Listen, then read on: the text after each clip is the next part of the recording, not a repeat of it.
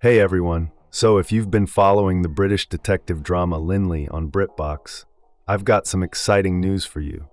The show, which gives us a modern twist on Elizabeth George's novels, has reportedly been renewed for a second season. Season 2 filming details. Production is set to kick off in March of this year, and they're heading back to Dublin, Ireland, the same location where Season 1 was filmed. Steve Thompson is returning as the writer, and Stuart Svasand will be back in the director's chair for the new episodes.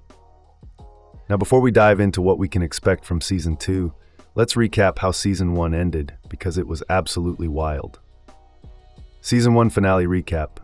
In Episode 4, Detective Inspector Tommy Lynley and Detective Sergeant Barbara Havers discover the body of 17-year-old Kim O'Thorne, a kid that Havers had actually just arrested for robbery.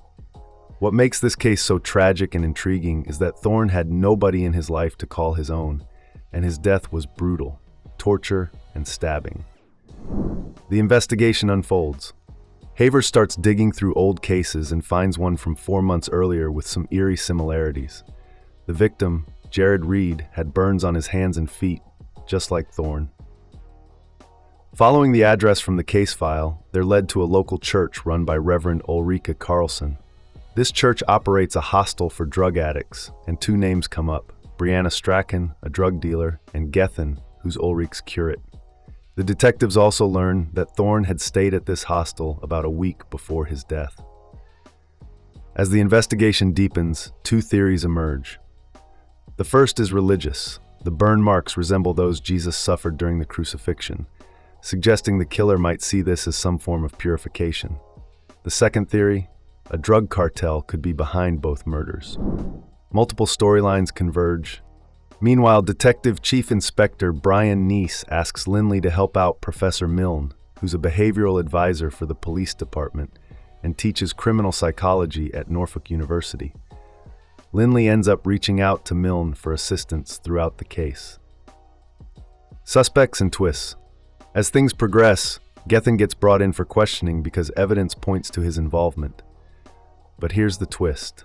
Emma Kilfoyle, one of the parishioners, provides him with an alibi. She claims Gethin was with her the night Thorne was murdered. Plot twist within a plot twist. They're having an affair, which Gethin's wife already suspects. Then, Lynley and Havers discover that crucial evidence from Jared Reed's case has mysteriously gone missing.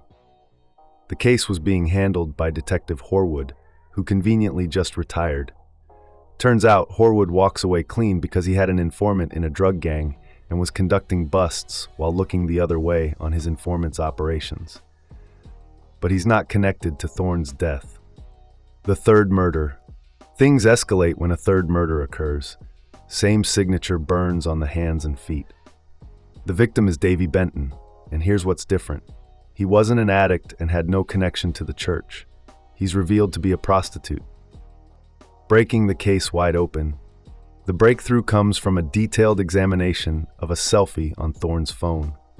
It leads the detectives to a basement underneath the church, and it becomes crystal clear that this is where Thorne was held against his will and drugged. This explains an earlier scene where one of Ulrich's boys was spotted at the church, which prompted Carlson to confront Ulrich. The guy was likely selling drugs to the killer. The shocking reveal. The finale drops a bombshell. The killer is Ryan, Emma Kilfoyle's brother, who also worked at the church.